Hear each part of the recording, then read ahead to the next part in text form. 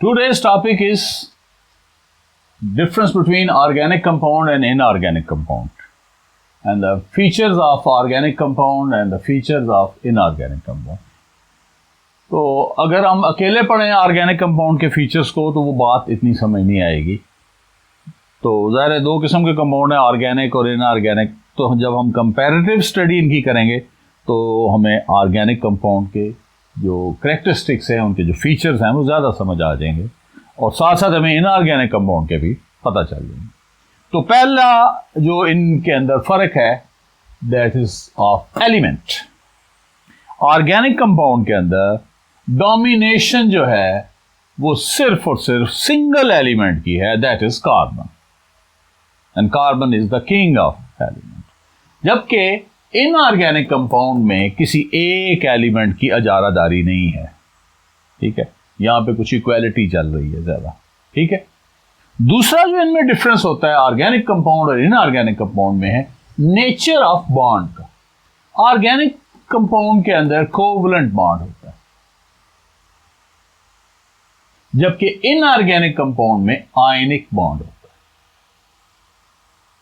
ठीक है, mostly generally. तीसरी चीज सिमिलैरिटी।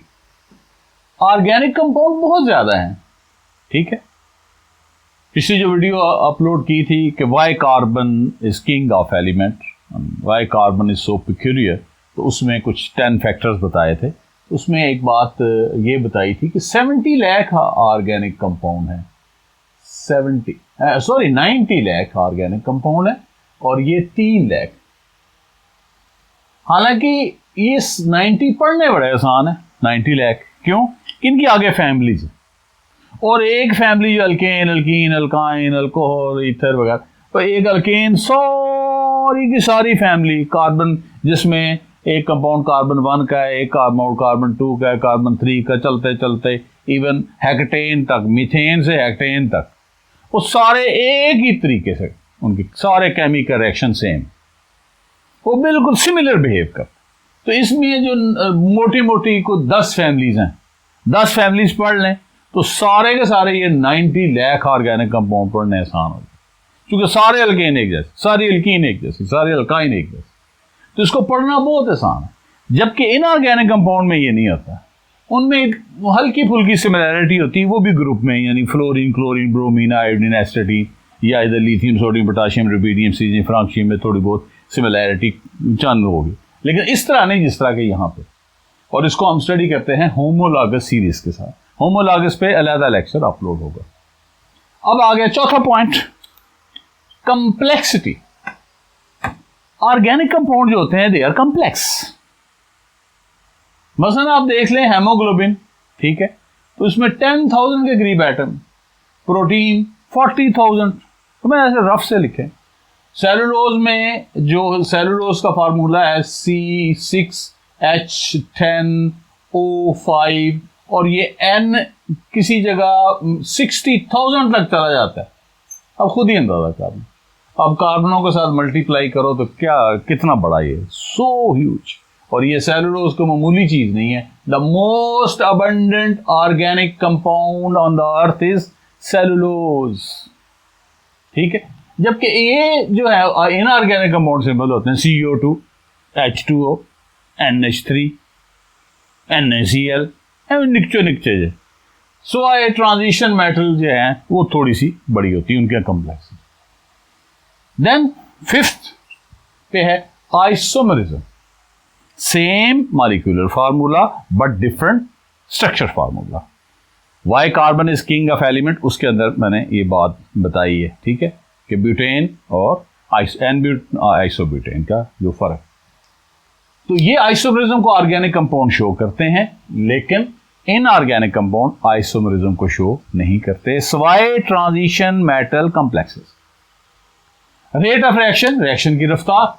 ऑर्गेनिक कंपाउंड स्लो बहुत होते, मॉडरेट स्लो होते हैं, जबकि इनऑर्गेनिक कंपाउंड के जो रिएक्शन है they are fast, they are fast. Solubility, ठीक है, सॉल्युबिलिटी के एक असूल है, like is dissolve by like, ठीक है। पोलर चीज पोलर में हल होगी, नॉन पोलर में होगी। ऑर्गेनिक कंपाउंड जो है कोवलेंट है, ऑलमोस्ट नॉन पोलर होते हैं, और ये ज़ाहिर आयनिक है, ये तो पोलर है। तो अब ऑर्गेनिक कंपाउंड जो है पानी में इनकी सॉल्युबिलिटी इतनी नहीं होती, क्यों? पानी पोलर है, ये नॉन पोलर है सॉल्युबिलिटी में, लेकिन इनकी हाई सॉल्युबिलिटी होती है ऑर्गेनिक सॉल्वेंट के अंदर। ऑर्गेनिक सॉल्वेंट से मुराद अल्कोहल है, ईथर है, एसीटोन है, बेंजीन है, ठीक है। चूंकि वो भी नॉन पोलर, ये भी नॉन पोलर मिलके बैठ। इधर क्या है, ये जो इनऑर्गेनिक कंपाउंड है ये पानी के अंदर ज्यादा सॉल्युबल होते हैं, जबकि ऑर्गेनिक सॉल्वेंट में कम होते हैं, ठीक है। वो उसको उल्ट कर लें।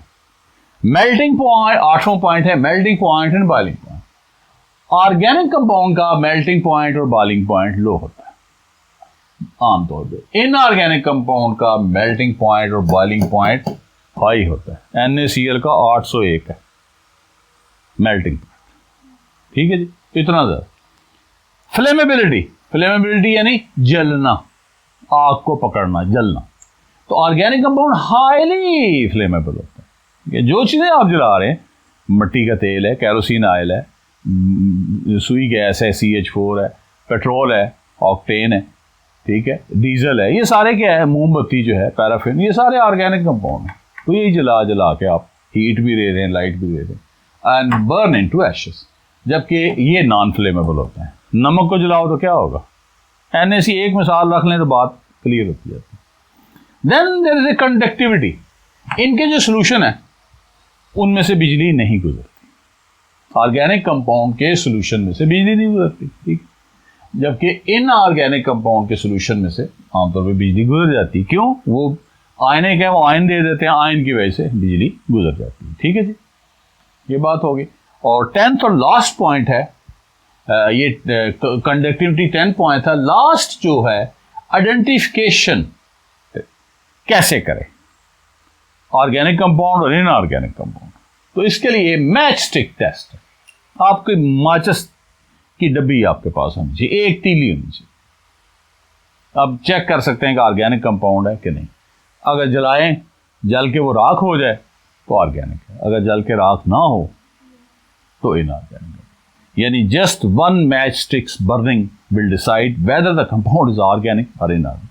तो these are the 10 difference of organic and inorganic compound, and also the behavior and the characteristics and features of organic compounds. Any question? Thank you for paying attention.